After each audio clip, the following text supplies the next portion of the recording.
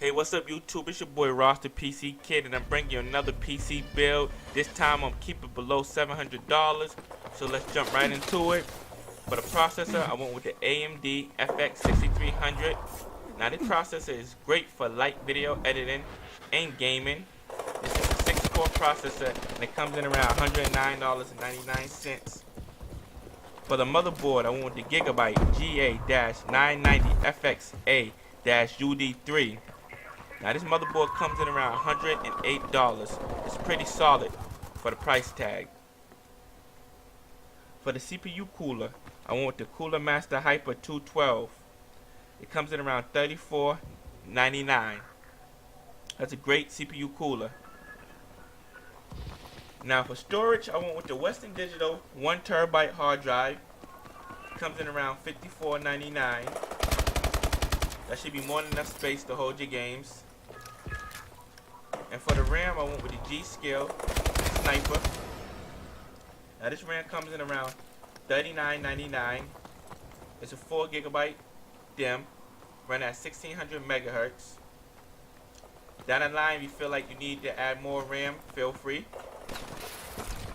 For the GPU, I went with the GTX 750 Ti. Now this is a 2GB version of the card. So it should run most games on high settings, and some games you can run on ultra settings. And this card is very power efficient and runs very cool, and it overclocks like a beast. Now you can't beat that price tag. Now for the case, I want the Raid Max Vertex case. Now this case comes in around $39.99, and you can really pick any case that you like around this price tag. To me, I picked this case because I like it. It looked really aggressive.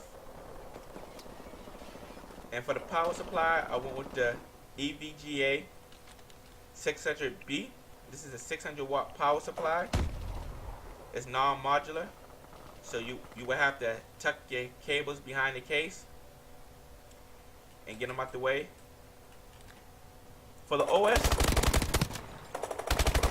Windows 7, Windows 8 is up to you. It comes in around, the OS comes in around $100. And I always include that inside my builds because without the OS, the computer is basically a brick. So a lot of people don't include that inside their builds. I do, because that's part of the build to me. And this machine, 1080p, $700 will be a beast. And I'm telling you, it'll outperform any consoles on the market. I know it's probably $300 more, but you can do a lot more on your PC than you could on an Xbox One or PS4. So extra $300 to invest, I think it's worth it to me. So I hope you like this video. Please give me a thumbs up if you like it, and don't forget to sub. And I hope you enjoy the rest of the video.